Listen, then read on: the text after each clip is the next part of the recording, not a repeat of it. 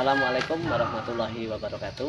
Perkenalkan, saya Wawan Kurniawan, calon guru penggerak Angkatan 9 Kabupaten Banyuasin, Provinsi Sumatera Selatan, sekaligus guru di SMA Negeri 2 Tunggal. Pada kesempatan hari ini saya akan melakukan wawancara terkait pengambilan keputusan berdasarkan nilai-nilai kebajikan. Di sini saya bersama Bapak Terterandes Bahar Lubis dari Kepala SMA Negeri 1 Tunggal. Selamat siang, Pak. Selamat siang. Gimana kabarnya, Pak? Baik, sehat. Jadi terima kasih Pak Bahar Lubis atas waktu yang diberikan pada kesempatan hari ini. Saya minta waktu sedikit kepada Pak Bahar Lubis untuk sedikit melakukan wawancara atau interview. Saya ingin menggali informasi dan pengetahuan tentang bagaimana dalam hal pengambilan keputusan berdasarkan nilai-nilai kebajikan di SMA Negeri 1 Tunggal. Nanti ada beberapa pertanyaan yang ingin saya sampaikan. Kiranya nanti Pak Bahar Lubis dapat memberikan jawaban kepada saya. Itu Pak Bahar Lubis. Mungkin ada yang ditanyakan Pak. Ya, Cukup ya? cukup. Ya. Jadi saya langsung saja Pak Bahar Lubis untuk pertanyaan pertama. Selama ini Pak Bahar Lubis dapat mengidentifikasi kasus-kasus yang merupakan dilema etika dan tujuan moral itu bagaimana? Menurut yang saya alami dan sebagai guru juga dulu dan sebagai kepala sekolah, ya melihat perilaku-perilaku yang sering terjadi di sekolah yang memang sekolah kita ini tergolong jauh dari kota. Jadi kepentingan keluarga per keluarga, siswa per siswa itu, guru per guru itu juga saling terkait dengan keadaan di lingkungan. Maka menjadi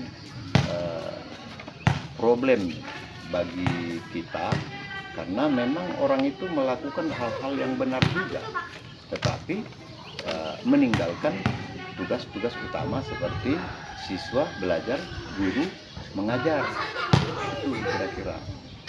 Jadi intinya Bapak tetap melihat terkait dengan pelanggaran atau perilaku yang dilakukan oleh murid maupun guru, dan di sini sama-sama punya kepentingan, Bapak ya. Iya, betul.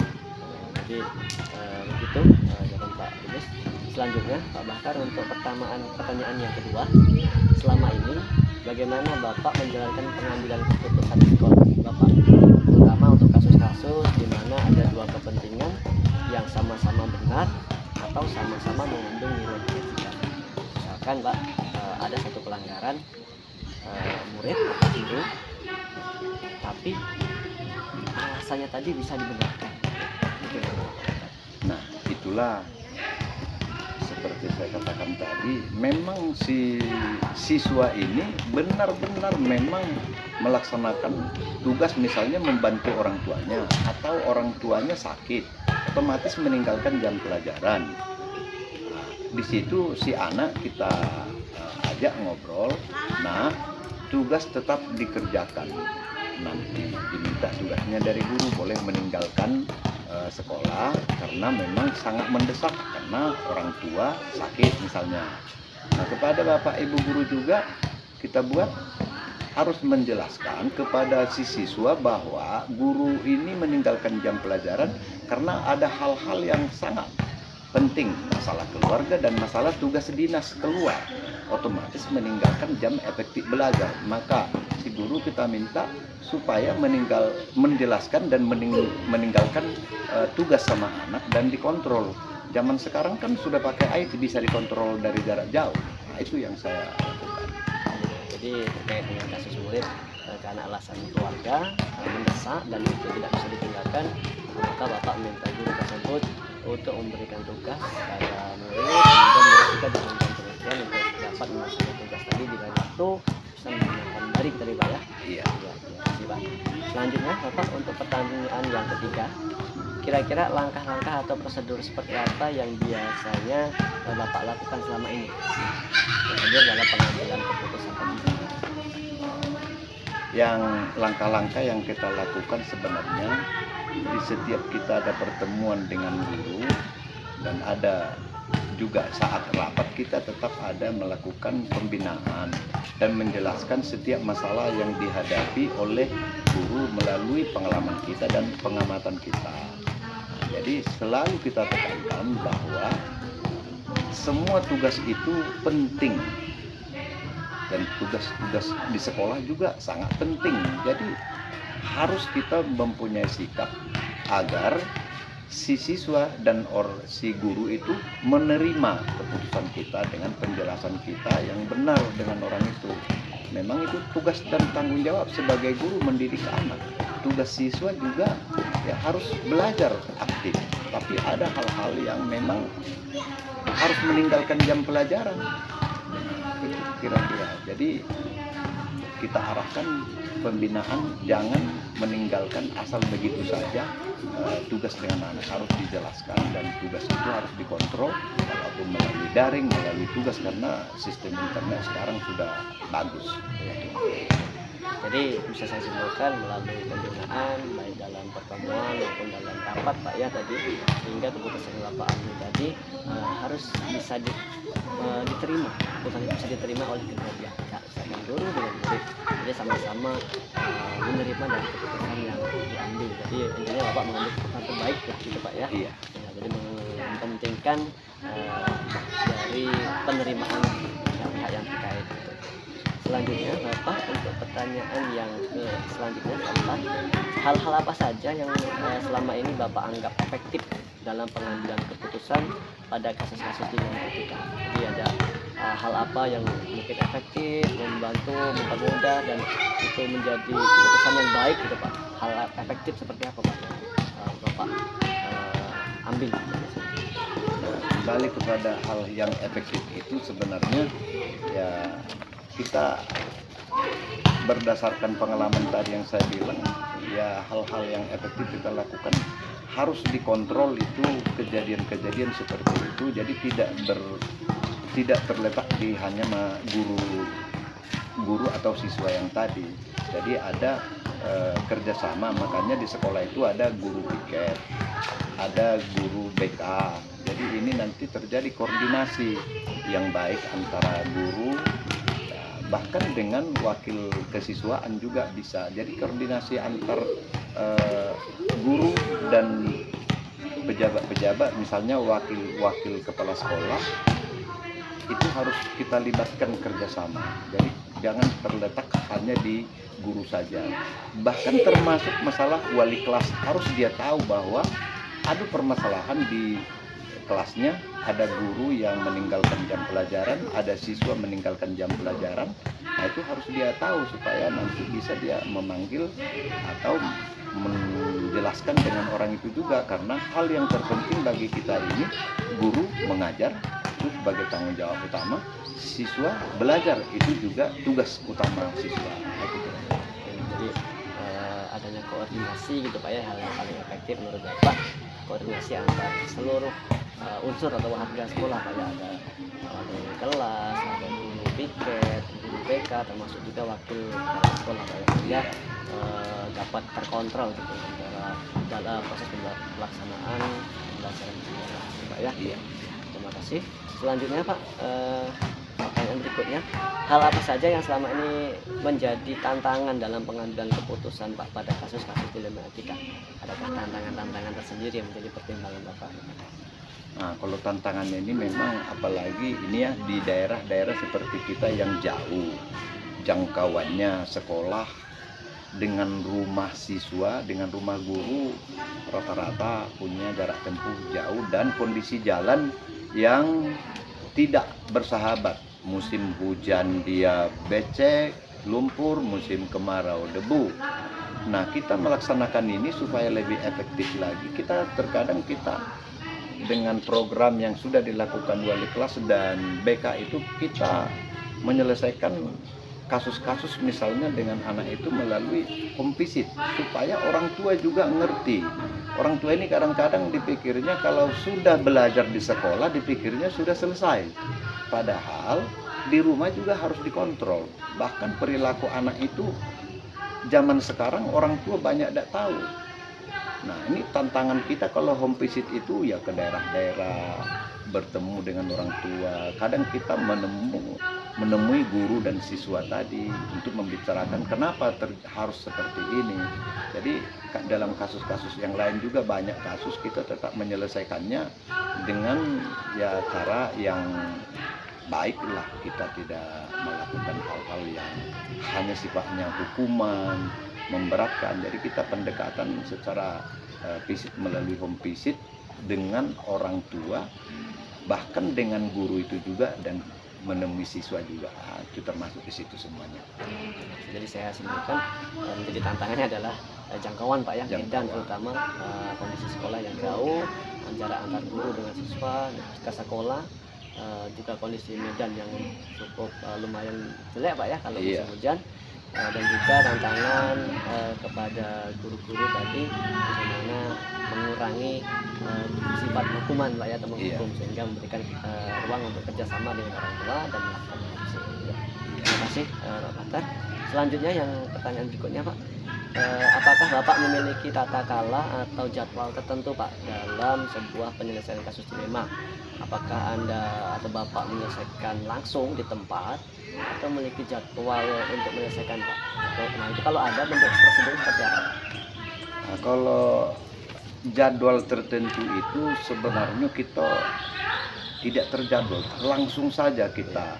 Karena kalau kita numpuk-numpuk nanti bisa juga lupa. Jadi kalau ada kejadian seperti itu kita langsung mengadakan pendekatan, mendekatkan diri dan bertanya kenapa begini. Jadi kita langsung to the point.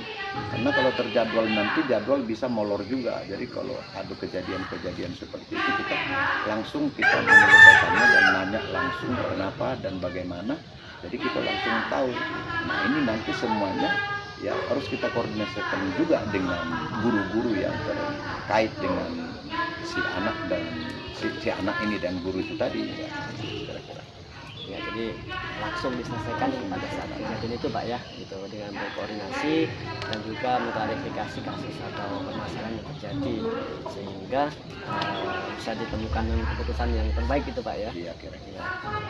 Berikutnya Pak, ini ada 2 pertanyaan lagi. Adakah seseorang atau faktor-faktor apa Pak yang selama ini mempermudah atau membantu Bapak dalam mengambil keputusan kasus-kasus dilema etika? Oh itu udah pasti ada. Kita kan bekerja di sini bukan sendirian. Ada manajemen kita dan itu sudah tercover semuanya di guru BK minimal seperti itu, wali kelas juga ya, dan wakil kesiswaan. Jadi kita dengan wakil itu yang membantu kita juga, dan setiap ada masalah ini kita juga berkoordinasi dan mengambil keputusan untuk menyelesaikan setiap masalah. Jadi koordinasinya itulah yang paling utama, yang memegang jabatannya sebagai guru BK, wakil kesiswaan gitu. Jadi tetap kita dari orang inilah banyak masukan. Bahkan guru bidang studi memberikan masukan untuk kita setiap dia mengajar di kelas itu. Misalnya ada masalah itu tetap menyampaikan kepada kita. Kalau kira-kira itu mendesak, kadang langsung disampaikan. Tapi kalau kira-kira tidak mendesak, pada saat rapat orang itu bertanya kepada kita. Akhirnya semuanya mendengar dan bisa mengambil penyelesaian yang lebih baik. Terima kasih Pak. Jadi melalui manajemen sekolah Pak ya, keterlibatan dan kerjasama koordinasi antara wakil kepala sekolah, bagian kesiswaan, kemudian guru BK, wali kelas, termasuk juga tadi ada guru BK Pak ya, dari bekerjasama semuanya untuk yang bisa membantu Bapak dalam menyelesaikan kasus. Jadi tidak semua kasus itu langsung sampai ke kepala sekolah gitu Pak ya. Kalau bisa diselesaikan di BK maka cukup di situ gitu Pak ya. Ini saja nanti dilaporkan ketika rapat pembinaan gitu Pak ya. Iya. Berikutnya Pak, ini yang terakhir pertanyaan dari saya. Dari semua hal yang telah Bapak sampaikan tadi ini, pembelajaran apa yang dapat Bapak petik dari pengalaman Bapak mengambil keputusan etika? Kalau yang saya lihat dari ya pembelajaran yang dapat dipetik ini, mengambil keputusan ini memang pembelajaran sangat berharga, sangat penting bagi kita bahwa di setiap sekolah itu pasti ada kejadian-kejadian yang sifatnya mungkin melakukan yang salah atau salah benar atau benar dengan benar, benar atau dengan salah.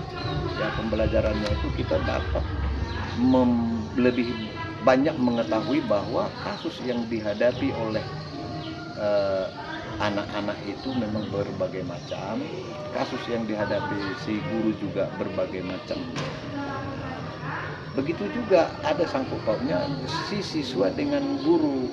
Jadi pembelajaran yang bisa saya petik dari sini ya, saya justru lebih mengetahui bahwa kasus-kasus yang terjadi di lingkungan sekolah itu ya sangat berhubungan dengan masyarakat, dengan orang tua.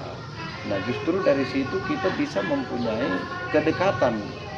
Dengan adanya masalah itu juga bisa jadi makin dekat kita, supaya bisa menyelesaikan masalah ini. Kita dengan orang tua juga banyak yang kita ambil hasilnya dari situ, dan pengalaman-pengalaman kita menjadi lebih mudah untuk setiap masalah itu bisa kita selesaikan. Dan memang hasilnya banyak yang mengatakan memang, dan dari orang tua sangat berterima kasih. Jadi kita ada hubungan yang efektif juga dengan orang tua itu. Jadi terkadang masalah-masalah itu ada, terkadang itu membuat supaya kita lebih aktif dan kreatif. Kalau kita hanya menerima hasil semua siswa sudah melaksanakan sesuai dengan ini, tapi kan belum tentu dia sesuai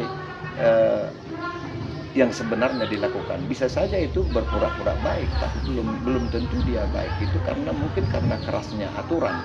Jadi kita ya pengalaman itulah, untuk itu bisa dilaksanakan dengan baik ya, tetap juga pengalaman-pengalaman itu dengan ya stakeholder di sekolah itu bekerja sama dengan manajemen sekolah lah, bahkan termasuk komite sekolah itu. Jadi kita menjadi efektif. Itu kira-kira. Jadi tadi lebih bisa membedakan antara kejadian atau kasus yang benar-benar, kemudian benar salah, Pak ya. Kemudian bisa juga mempererat hubungan atau kerjasama dengan orang tua, bahkan juga di sini tadi komite sekolah, jadi bisa berkoordinasi dengan komite sekolah dalam hal bagaimana manajemen dalam pengambilan keputusan yang berkaitan dengan nilai kebajikan, Pak ya. Jadi Pak, cukup ini pertanyaan dari saya. Tentu saja beberapa hal yang saya tanyakan terkait dengan nilai keputusan berdasarkan nilai kebajikan. Saya ucapkan terima kasih banyak atas waktu yang Bapak sampaikan. Semua informasi yang Bapak sampaikan ini sangat bermanfaat sekali untuk saya dan menambah pemahaman dan pengetahuan saya, juga pengalaman saya Pak, khususnya dalam dunia pendidikan dan juga dalam menjalani program pendidikan guru penggerak ini. Mudah-mudahan bisa menjadikan efek positif untuk saya dan sekolah saya nanti. Gitu. Mungkin itu saja Pak Tertulis. Sekali lagi saya ucapkan terima kasih banyak. Jika ada salah bicara dalam saya mewawancari Bapak, saya mohon maaf yang sebesar-besarnya. Ya, mungkin itu saja. Bapak Ibu guru penggerak, terima kasih banyak. Itulah interview atau wawancara saya bersama Bapak Bahtar Lubis, Kepala SMA Negeri 1 Tunggal Ilir, terkait pengambilan keputusan berdasarkan nilai-nilai kebajikan. Salam dan bahagia. Assalamualaikum warahmatullahi wabarakatuh. Terima kasih Pak ya. Warahmatullahi wabarakatuh. Salam dan bahagia. Di sini saya Wan Kurniawan dari Penggerak Angkatan 9 Kabupaten Banjarmasin, Sumatera Selatan. Pada kesempatan hari ini saya ditemani oleh Bapak Kepala SMA Negeri 2 Tunggal Ilir, Bapak Sarjana Pendidikan. Selamat sore Pak. Selamat sore Pak Wawan. Sehat Pak ya? Alhamdulillah sehat. Jadi pada kesempatan hari ini saya ingin melakukan interview atau wawancara mengenai informasi dan pengetahuan tentang pengambilan keputusan berdasarkan nilai kebajikan. Ini ada beberapa pertanyaan yang saya sampaikan, mohon dapat dijawab sesuai dengan apa yang telah dilaksanakan di sekolah. Jadi langsung saja Bapak Ibu, Pak Sulaiman, pertanyaan pertama, selama ini bagaimana Bapak dapat mengidentifikasi kasus-kasus yang merupakan dilema etika atau bukan akal? Yang pertama, melihat situasi secara langsung, kemudian menerima laporan-laporan ya dari guru-guru yang mengajar kalau kondisinya di sekolah. Jadi sebutkan melihat situasinya dari kasus tadi secara langsung, kemudian mendapat laporan juga dari unsur-unsur sekolah Pak ya, Iya. seperti BK, guru, juga guru Pak ya. Terima kasih. Berikutnya Pak Sulaiman, yang kedua, selama ini bagaimana Bapak menjalankan pengambilan keputusan di sekolah Bapak, terutama untuk kasus-kasus di mana ada dua kepentingan yang sama-sama benar atau sama-sama mengandung nilai kebajikan. Misalkan Pak, ada satu alasan guru izin dengan alasan karena keluarganya ada yang sakit, seperti itu Pak. Bagaimana Bapak menjalankan pengambilan keputusan? Ya, yang pertama sebelum kita memutuskan, tentu kita panggil dulu yang bersangkutan. Tetapi kadang-kadang beberapa orang itu menjadikan alasan dia untuk rutin tidak hadir. Ini tentu tidak bisa dibenarkan. Tapi kalau kondisinya tidak berulang, ini mungkin ya kita izinkan. Jadi dipanggil dulu Pak ya? Panggil dulu, ya, didengar. teman-teman bahwa alasan ini tidak berulang gitu Pak ya. Jadi tidak terjadwal atau terulang terus gitu Pak ya, jadi secara mendadak bisa Pak ya. Nah, terima kasih Pak. Selanjutnya Pak, untuk langkah-langkah atau prosedur seperti apa yang biasa Bapak lakukan selama ini dalam menyelesaikan dilema etika pendidikan Bapak? Ya, dalam menghadapi beberapa dilema tentu kita ajak bicara teman-teman yang ada di sekolah, guru, BK, wali kelas, bahkan siswa, hingga kita bisa menyimpulkan dan kita bisa bukan memberi keputusan tapi memberikan masukan yang insya Allah terbaik dari hasil mendengarkan masukan dan saran mereka.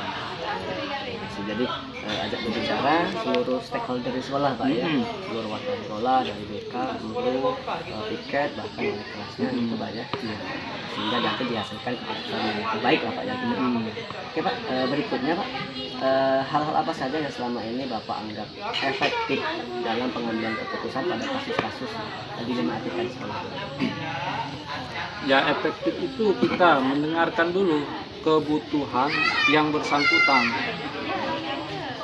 Kemudian kalau memang itu memerlukan bantuan ya kita bantu. Tapi kalau tidak memberikan bantuan, sekedar mereka sebatas izin ya kita berikan izin. Tapi dengan catatan jangan sampai ini menjadi alasan untuk meninggalkan tugas. Nah, ini kadang-kadang beberapa pihak dari oknum-oknum yang ada di sekolah kadang seperti itu, memanfaatkan alasan untuk meninggalkan tugas.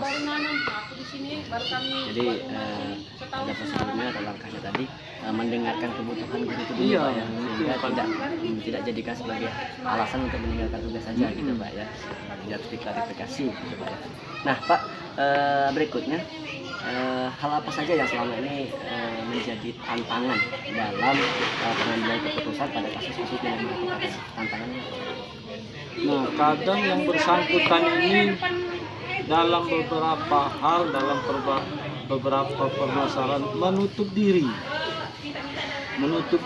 sehingga kita tidak bisa menggali informasi dari yang bersangkutan. Akibatnya kita salah paham. Nah, ini bisa menimbulkan konflik kalau salah paham. Nah, jadi untuk mengatasinya ya kita pendekatan secara personal, secara family. Mudah-mudahan dengan penuh kehangatan, keakraban yang bersangkutan bisa terbuka sehingga kita bisa mengambil keputusan yang terbaik. Iya. Jadi bisa saya sebutkan itu yang jadi tantangannya adalah tadi menutup diri gitu Pak ya, kurang terbuka sehingga menyebabkan salah paham dalam mengambil keputusan, konflik gitu Pak. Benar, kita perlu ada pendekatan coaching Pak ya dengan diri bicara gitu. Ya, berikutnya Pak, apakah Bapak memiliki sebuah tata cara atau jadwal tertentu dalam sebuah penyelesaian musika Pak? Atau Bapak langsung menyelesaikan di tempat? Atau memiliki jadwal untuk menyelesaikan bentuk? Kalau ada Pak bentuk prosedurnya, apakah bisa saya secara langsung atau jadwal dulu? Ya kalau secara jadwal itu tidak ada, tapi kita biasakan berinteraksi di sekolah itu dengan siswa, dengan guru. Nah sehingga dari interaksi kita itulah kita bisa menyimpulkan apakah ini masalah atau bukan. Kalau masalah sehingga kita bisa selesaikan secara diskusi, utamakan diskusi. Kalau saya dari diskusi itu bisa diambil keputusan yang terbaik lah untuk yang bersangkutan. Jadi pada intinya langsung diselesaikan pada saat Langsung. Pak, ya, dengan cara berinteraksi baik dengan murid, guru ataupun pihak-pihak yang terlibat dalam kasus tadi gitu Pak ya, sehingga keputusan yang terbaik dapat diambil dan diterima oleh pihak-pihaknya gitu Pak. Berikutnya Pak, dua pertanyaan lagi nih Pak. Adakah seseorang atau faktor-faktor apa yang selama ini mempermudah atau membantu Bapak dalam mengambil keputusan dalam kasus dilematika nih Pak, yang bisa membantu? Ya yang pertama yang dominan selama ini yaitu guru BK, kemudian wali kelas yang paling banyak memberikan masukan mengenai permasalahan problema ketika ini. Dari situ kita bisa mengambil keputusan sehingga kita bisa menyelesaikan masalah yang bersangkutan. Jadi ada guru BK di situ Pak ya, Ada wali kelas, bahkan termasuk wakil siswaan mungkin Pak. nah ya? wakil kesiswaan, ya benar. Terakhir Pak, ini Pak pertanyaan dari saya, dari semua hal yang telah Bapak sampaikan tadi ini, pembelajaran apa yang dapat Bapak petik dari pengalaman Bapak mengambil keputusan dalam dilematika ini, Pak? Apa yang bisa menjadi Bapak ambil dari pelajaran ini? Ya, yang pertama kita harus peduli sosial, peduli dengan sesama rekan, peduli terhadap siswa, sehingga tidak ada jarak di antara kepala sekolah, guru, dan siswa, juga dengan orang tua, sering berkomunikasi kita. Jadi jangan sampai ada masalah baru kita repot untuk mencari jalan keluarnya. Jadi sebelum ada masalah sudah kita cegah dengan pendekatan sosial. Jadi ada pendekatan sosial gitu Pak ya, kepada murid, kepada guru, wali kelas, semua unsur di sekolah, dan juga melibatkan orang tua. Benar. Jadi ada kolaborasi juga dalam penyelesaian masalah ini atau kasus-kasus dilematika ini bersama orang tua untuk kaitan kasus-kasus yang melibatkan murid gitu Pak ya. Ya, ini saja Pak pertanyaan, beberapa pertanyaan yang saya sampaikan terkait pengambilan keputusan berdasarkan yang kita kajikan. Terima kasih banyak Pak Sulaiman. Dari informasi yang Bapak berikan ini banyak sekali memberikan pemahaman kepada saya, ilmu kepada saya. Mudah-mudahan saya bisa membantu mengamalkan, melaksanakan keputusan yang baik terkait dengan dilematika. Bapak Ibu calon guru penggerak, berikut itulah tadi wawancara saya dengan Bapak Sulaiman Sarjana Pendidikan, Kepala Sekolah SMA Negeri 2 Tegalir. Terima kasih, salam bahagia. Wassalamualaikum warahmatullahi wabarakatuh. Waalaikumsalam. Sulaiman, terima kasih banyak. Salam sehat Pak.